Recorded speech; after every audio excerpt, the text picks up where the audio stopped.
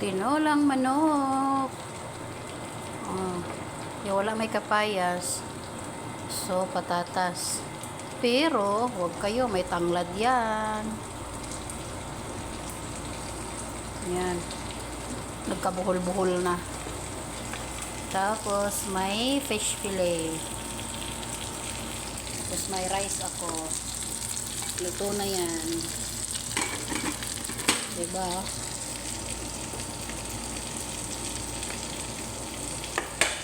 May repolyo pa yan. Pag malambot na yung patatas, ilagay ko na. Tikman ko na rin yung fish fillet.